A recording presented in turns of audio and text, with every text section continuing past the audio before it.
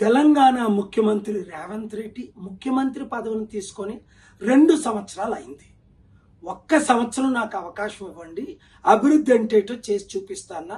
నేను కూడా ఆయనకు పూర్తి మద్దతుగా సీఎం కాకముందు, సీఎం అయిన తర్వాత ఒక 10-15 స్టేట్మెంట్స్ ఇవ్వడం మీరు చూశారు. 7-8 సార్లు ఆయనతో కలిసి అనేక సలహాలు ఇచ్చి రాష్ట్ర అభివృద్ధి కొరకు, ప్రజల అభివృద్ధి కొరకు ఏం చేస్తే అప్పుల నుంచి బయటపడతామని చెప్పాం. కానీ ఆయన వినలేదు సరికదా, ఎగ్జాక్ట్ గా ఆపోజిట్ చేసి నేను ఇచ్చిన సలహాలకు అన్నిటికీ వ్యతిరేకంగా పనిచేసి ఈరోజు తెలంగాణ రాష్ట్రాన్ని సర్వనాశనం చేసినందుకు తక్షణమే ఆయన రాజీనామా చేయాలి. ఎందుకు రాజీనామా చేయాలి? కారణాలు బాగా వినండి. 1, 6 గ్యారంటీలు ఆయన ఇచ్చారు, ఒక్క గ్యారంటీ కూడా నెరవేర్చలేదు. అందులో 2 లక్షలు తులం బంగారం మినేస్తానన్నారు, ఇవ్వలేదు. 2 లక్షల రైతులకు రుణమాఫీ చేస్తానన్నారు, చేయలేదు. 5 లక్షల నుంచి 10 లక్షలు కంపెనీలు పెట్టిస్తానన్నా, లేదు. 2 లక్షల ఉద్యోగాలు భర్తీ చేస్తానన్నా, చేయలేదు. నిరుద్యోగులకు 4,500 అన్నారు, ఇవ్వలేదు. మహిళలకు 2,500 అన్నారు, గ్యాస్ సిలిండర్.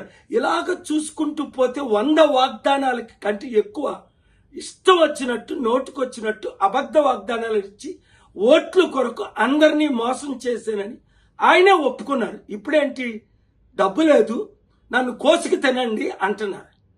అలాంటప్పుడు హైదరాబాదు దేశంలో నెంబర్ 1 సిటీ, అన్ని సిటీల కంటే. అలాంటి హైదరాబాదు రియల్ ఎస్టేట్ ఇప్పుడు పడిపోయింది. ఈ అపార్ట్మెంట్ ₹1,00,00,000 ఉన్నది 50 లక్షలు అయిపోయింది. ఎకరం ₹1,00,00,000 ఉన్నది 50 లక్షలు అయిపోయింది. 100 కంపెనీలు హైదరాబాద్ విడిచిపెడుతున్నారు. బాగుపడింది ఎవరు? ఆయన అన్నదమ్ములు లక్షల కోట్లు సంపాదించుకున్నారని ఆరోపణలు. ఆయన చుట్టూ ఉన్న మినిస్టర్లు 100,000 కోట్లు సంపాదించుకున్నారని చూసాం కదా. పొంగులేటి శ్రీనివాసరెడ్డి రెవెన్యూ మినిస్టర్ కొడుకు మీద రుజువులతో ఎఫ్ఐఆర్ అవ్వడం, 100,000 కోట్లు ఆస్తి దోచుకోవడం. ఇప్పుడు 9,292 ఎకరాలు, దాదాపు 5-6 లక్షల కోట్లు విలువైన ప్రాజెక్టులు తన బినామీలకో ఇతరులకో ఇస్తున్నారని ఆరోపణలు ఇన్వెస్టిగేట్ చేయమని, సిబిఐ ఈడీ ఎంక్వైరీ చేయమని శుక్రవారం స్టేటస్ కో తీసుకొచ్చాను. ఇలాంటి 18 పెద్ద కేసులు ఉన్నాయి. 1 by 1తో మీ ముందుకు నేను వస్తాను. ఆయన మారాలని ప్రార్థించాను. 7-8 సార్లు కలిశాను. మిమ్మల్ని అందరినీ ప్రార్థించమన్నాను. కానీ సైతాను ద్వారా ప్రేరేపించబడి వైఎస్ రాజశేఖర రెడ్డి ఏ విధంగా ఆ రూట్లో వెళ్ళారో అదే రూట్లో ఈయన ప్రయాణం చేస్తున్నాడు. ఇంకా లాభం ఎవరికి? కాంగ్రెస్ పార్టీకి. 100,000 కోట్లు ప్రతి నెల పంపిస్తున్నారని బీఆర్ఎస్ బీజేపీ వాళ్ళు ఆరోపణలు చేస్తున్నారు.